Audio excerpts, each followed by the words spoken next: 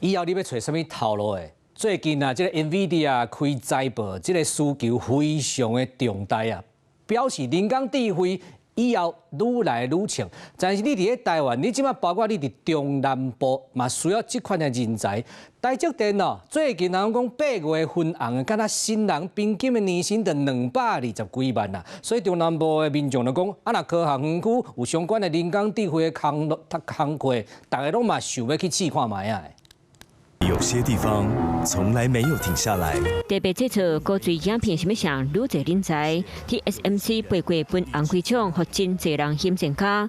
一個講家己是台積電員工的網友分享，這頂32到33的資深工程師甲主管，一年薪水有400萬到600萬。今年新一年碩士工程師平均一年的薪水嘛差不多220萬。這網絡的消息是有影無影，無人知。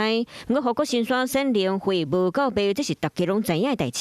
先進封裝廠進駐家己了後，供應商閣要佇咧明仔載營運工。黃仁勳要親身徛台的食品，2024年全台灣擴廠了後，已經招募超過8000人，其中婚禮後輩一期有500人，預期閣再加上12號到動土的倒6廠，雙廠會閣再招差不多3000人。在全國包括雲林在地的建廠，都是為了滿足客戶的這個需求。另外講，今年3月高雄聯署新廠動土，帶來1470個工作機會。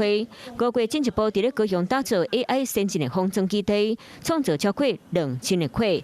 鴻海佇咧引人才時陣，強調高雄當地咧加速發展，人才業需求量加大。科技業好像只能夠在新竹啊，或者是台北，可是其實現在不一樣了。黃仁勳相關的這個產業鏈已經形成了一個產業聚落，都在南台灣越來越多。那大家也會開始考慮生活成本。回答台灣總部選調才佇咧台北，不過黃仁勳先講予科技人才漸漸拓開南台灣這關區，希望因為公司的財報數字好看，升價漲關差不多4750億個新台票，超過 Meta 執行長祖克伯，成為全球第6名的好野人。